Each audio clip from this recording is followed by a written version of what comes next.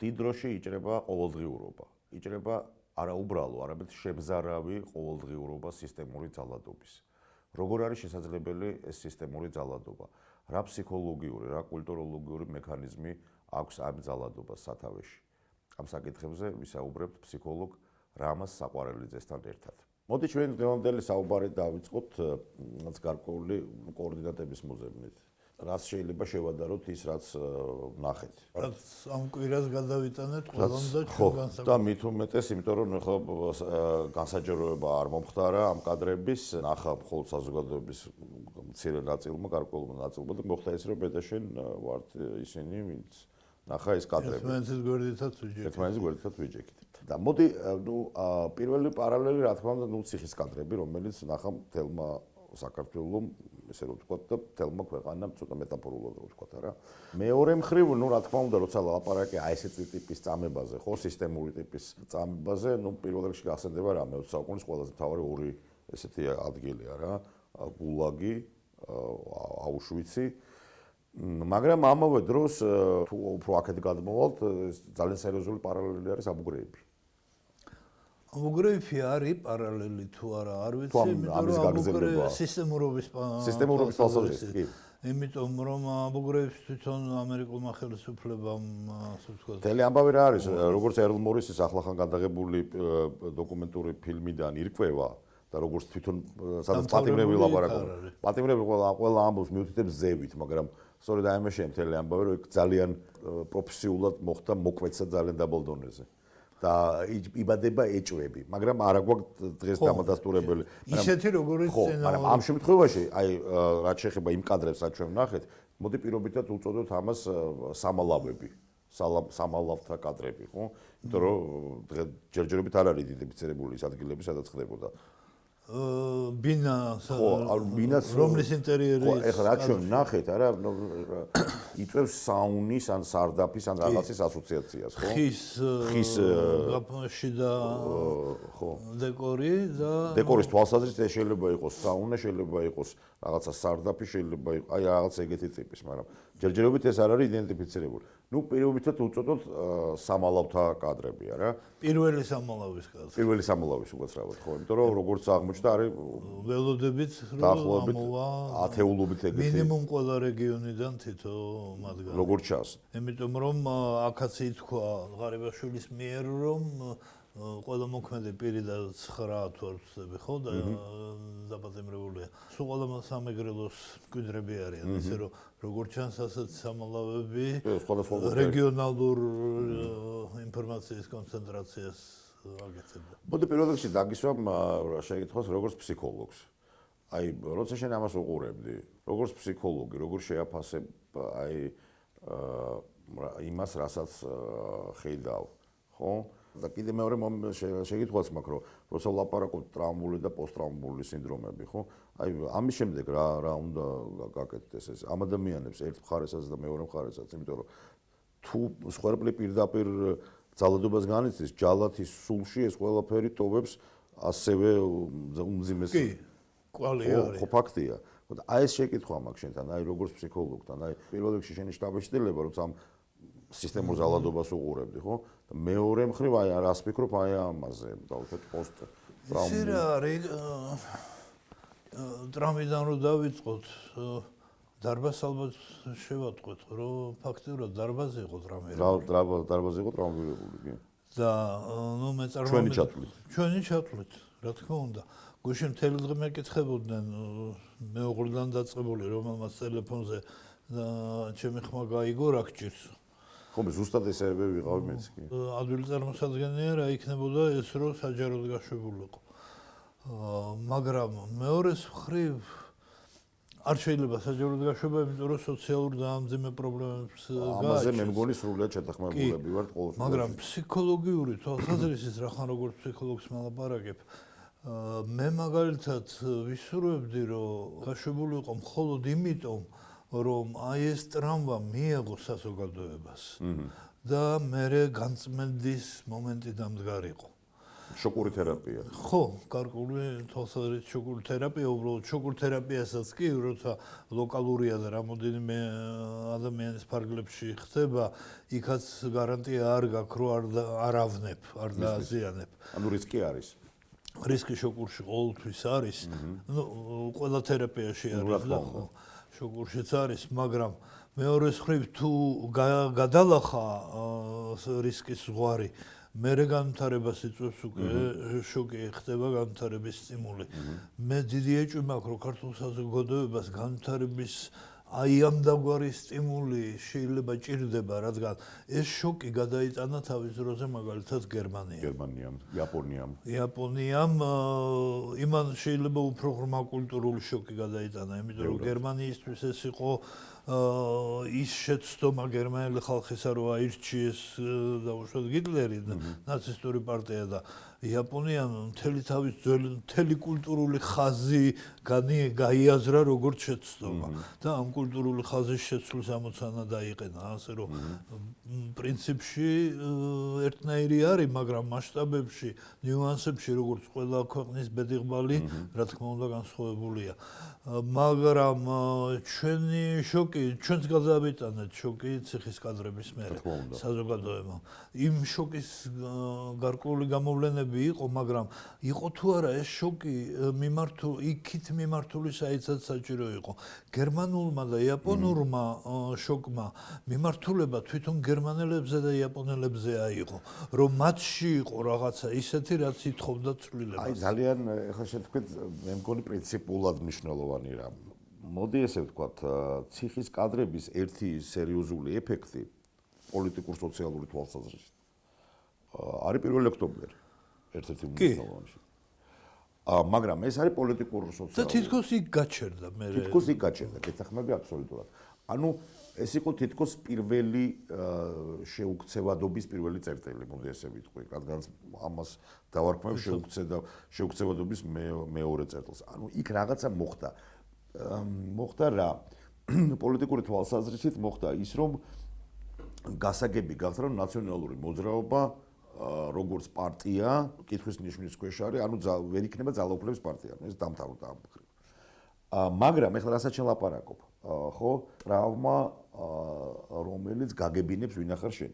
ნუ ის მაინც ვერ აღმოჩნდა ისეთი სიძლიერის, რომ საზოგადოებას დაინახა საკუთარი თავი, მოდი ესე ვთქვათ. იმიტომ რომ დანაშაული და რა თქმა უნდა იქაც იყო ჩამოიკიდა მთლიანად ნაციონალურ მოძრაობას და ჩემზე არ გადმოვიდა მე რა დავაშავე იმაში რაც დავინახე ესე იგი ყველაფერი ეს გადავიდა როგორც სახარების უცნობილ ეპიზოდში ეშმაკები რო ღორებში რო შევიდნენ და ქარაფიდან რო გადახდნენ ხო ესე იგი ყველაფერი დაბრალდა როგორ ნუ ესე იგი ყველაფერი მიეწერა ესე ვთქვათ ნაციონალურ მოძრაობას აი ამ კადრების შემდეგ რა ჩვენ ვნახეთ აშკარაა რომ ეს არის რაღაც მეორე წერტილი შეუქცევადობის, რომლის შემდეგაც ნაციონალურ მოძრაობაზე უბრალოდ აღარ იქნება საუბარი, პირველი ეფექტი ალბათ ეს იქნება. სავარაუდოა, მაგრამ გააჩნია ხალხის რეაქცია როგორი იქნება. ჩვენ ისიც გვეგონა, რომ ციხის კადრების მერე ნაციონალურ მოძრაობა უფრო მოგრძალებული იქნებოდა, მაგრამ ეგ სხვა საკითხია. დროთა განმავლობაში გამოცოცხლდა. უყურე რა არის შენ ახლა ესეც საინტერესო მომენტია. თვითონ ნაციონალურ მოძრაობის მისამართით, მაგრამ საზოგადოების თუ შეიძლება ასე ითქვას, რეაქცია იყო სწორედ ესეთი, არამედ ისინი. კი. ხო? მე ვერ დავინახე და დღესაც ვერ ხედავ იმას, რომ საზოგადოებამ დაინახა, რომ ეს მისი შეცდომაა, მისი დანაშაულია. და აი როგორ ფიქრობ, აი ამ რო წარმოვიდგინოთ, რომ საზოგადოების გარკვეულმა ნაწილმა ეს ნახა, არა მარტო მცირე ნაწილმა, არამედ იქნება თუ არა ეს კათარზისის ეფექტი. აი შენ ამით დაიწყე რომ ეს ტრავმა რომ ესე მართლა ყველას ანახო იმისათვის რომ რაღაც მოხდეს შინაგანი გარდაქმნა, ხო? კი, მაგრამ იცით რა, ბევრი რამ დამოკიდებული არის იმაზე ტრავმის მასშტაბი როგორია. ჩვენს მიერ ნახსენები გერმანია და იაპონია იმ ხრივ იყო იქ მიღებული ტრავმა, რომ ნიშნულოვანი, რომ მთელ ნაციას შეეხო. იქ მიმთითებელი და ამხსნელი არ ჭირდებოდა, რომ გიტლერის შეცდომა ყველას გეხებათ და იაპონური კულტურის შეცდომა, ზედმეტი კონსერვატიულობა ყველა იაპონელს შეეხო ფაქტიურად.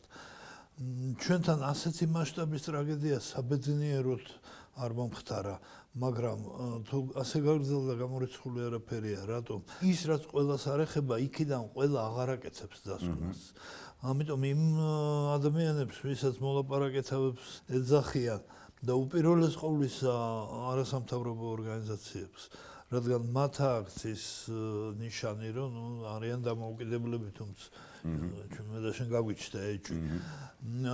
ეს ფუნქცია აქვს, რომ ხალხს დაანახონ რა მოხდა.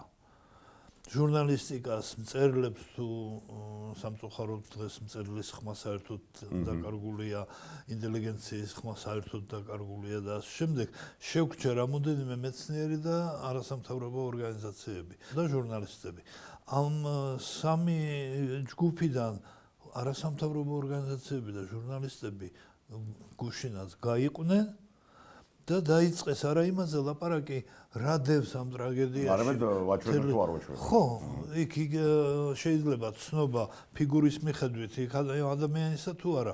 ამაზე დიდი პრობლემა ამაში ვერ დაინახეს და თუ მათ ვერ დაინახეს, საზოგადოებას როგორ გინდა მოთხოვა ამის დანახვა. აი ამ პასუხიდან რა ბუნებრივად გადავდივართ უკვე ფსიქოლოგიურ, კულტურული განზომილებიდან სოციალურ პოლიტიკურში. ნუ ეხლა ცალ-ცალკე არ არის, მაგრამ ნუ მაინც გადავდივართ და არის გარკვეული შედეგები. პირველი შედეგი, რაც ჩემთვის არის სრულად აშკარა, არის ის, რომ ნაციონალური მოძრაობა დამთავრდა როგორც გარკვეული პოლიტიკური სუბიექტი. არ ვიცი. როგორც მიმზიდველი პოლიტიკური სუბიექტი შეიძლება. მე მეცაც გეტყვი, მე მიმაჩნია, რომ ამით დამთავრდა კოაბიტაციაც. იმედი გქონია. ამით დამთავრდა კოაბიტაციაც. რა თქმა უნდა შეიძლება გაიწელოს დავუშვათ ერთი კვირა, ორი კვირა, სამი კვირა, ერთი თვე, მაგრამ პრინციპულად ამ კადრების შემდეგ, იმიტომ რომ მე არ დამავიწყდება მიხეილ სააკაშვილის სახე. სააკაშვილი ხშირად მინახავს, მაგრამ ესეთი სახე არ მინახავს, ხო? აი მე ესე ვიტყოდი შევადარებდი პოეტის სიტყვებს, შეშლილი სახით კიო და კუჩა. ხო, რაღაც და აი კივილი, უხმო კივილი დავუშვათ ეს სრული სასწორგვეთილება და დაბნეულობა, არა? მეორე მომენტი რაც ჩემთვის არის ძალიან მნიშვნელოვანი, რომ დასავლეთის მხრიდან იდგმება პირველი ნაბიჯები და გადაიდგმება გამიჯვნის ნაციონალურ მოძრაობისაგან. ეს მეორე ეფექტი. მესამე ეფექტი ძალიან მნიშვნელოვანი გამოვლინდა გუშინვე, რასაც ჩვენ თვალს ვადევნებდით, სამი ყველაზე უფრო რეპრეზენტაციული სამოქალაქო საზოგადოების სუბიექტი, ახალგაზრდა იურისტები, გამჭვირვალობა და მესამე სამართლიანი არჩევნები, მათმა ლიდერებმა დატოვეს ფილმის ნახვამდე, ხო. რაც არის ძალიან სიმპტომური და ამას უნდა ჩემი აზრით, აი, უნდა წაკითხვას. სამი ამ კონფიგურაციაში სამი ელემენტი გვაქვს. დასავლეთი, რომელიც ნორლანდის განცხადებით იმ წუთას გაემიჯნა ყველაფერს და ეს გამიჯვნა გაგრძელდება ძალიან სერიოზულად. მეორე მომენტი ნაციონალური მოძრაობა, რომელიც თვითონ ალაპარაკდა გამოძიებაზე, რაც პრაქტიკულად ნიშნავს თუ შეიძლება ასე ითქვას. და შენმა აყვირებულმა ქუჩამ გუშინ გვარები დაასახელა პირველად, როგორც თვითონ იწოდა პირველად საქართველოს ისტორიაში. და მესამე მომენტი. არასამთავრობოებმა, ყველაზე უფრო რეპრეზენტაციულმა არასამთავრობოებმა იგრძნეს რაღაცა მოახლოებული რაღაც ცვლილება. მე მოდი ჩემს ინტერპრეტაციას შემოგთავაზებ რა მგონია რა არის ეს ცვლილება. არასამთავრობოები, ეს რეპრეზენტაციული არასამთავრობოები არსებობდნენ კოაბიტაციის რეჟიმში. თუ კოაბიტაცია მთავრდება და ნაციონალური მოძრაობა ჩაიდინა დანაშაული კაცობრიობის თუ კოაბიტაციის თემა დასრულდა და როგორც გუშინ ირაკლი კაკაბაძემ თქვა რომ რაც ჩვენ ვნახეთ ეს არის დანაშაული კაცობრიობის წინაშე, ნამდვილად არის დანაშაული კაცობრიობის წინაშე. და თუ ეს მართლაც დანაშაული არის კაცობრიობის წინაშე, მაშინ ვინ უნდა დაიცვა, ხო? აქედან გამომდინარე ფაქტიურად აი ამ არასამთავრობოებს ეცლებათ მედიატორის და არბიტრის, ანუ წმინდა ძროხის ესე რომ ვთქვათ, ფუნქცია და ხდება მათი ტრივიალიზაცია. ისინი ხდებიან ჩვეულებრივი, მოდი ასე ვთქვათ, ბიუროკრატიული NGO-ები. ბიუროკრატიული NGO საინტერესო ტერმინია. ხო და აი მე მგონია რომ აი ეს სამი რაღაცა გველოდება წინ და რეალურად უკვე დაწყებულია.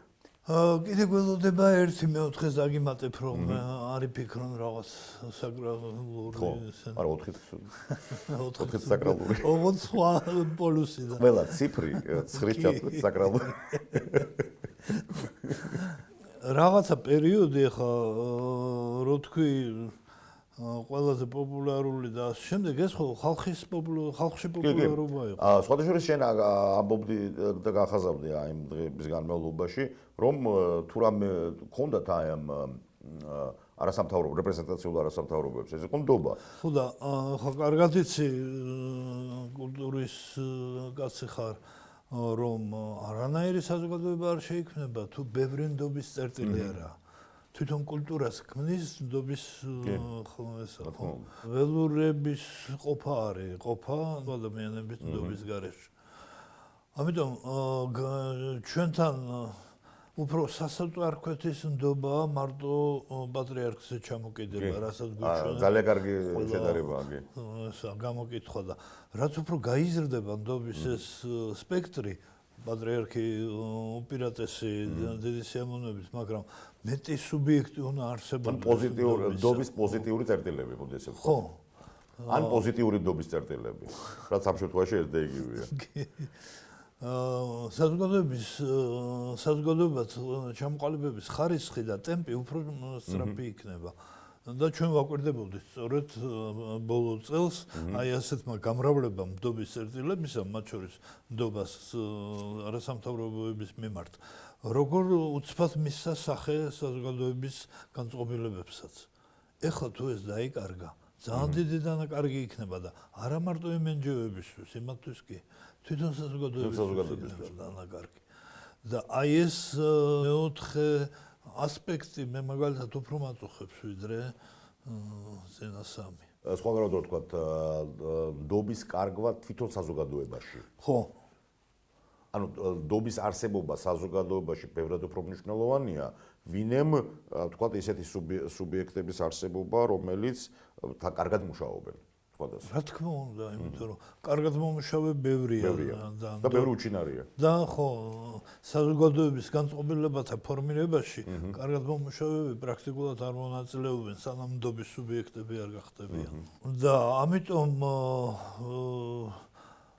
ესე საზოგადოების მიმართ უპასუხისმგებლობა ბიჭი იყო, რაც მათ გადადგეს. სხვა შორის ეს ფორმულირება ძალიან თითქოს ხელის გულზედებს, მაგრამ აი უნდა დაგეთანხმოთ. მე თვითონ ეს ფორმულირება არ გამიკეთებია, მაგრამ სრულად ვიზიარებ. ესე იგი გარკვეული აზრით მოხდა ის, რომ ხო არსებობს ეს გამოთქმა, რომ საზოგადოების მაჯისცემაზე უდებთ ხელი, ხო?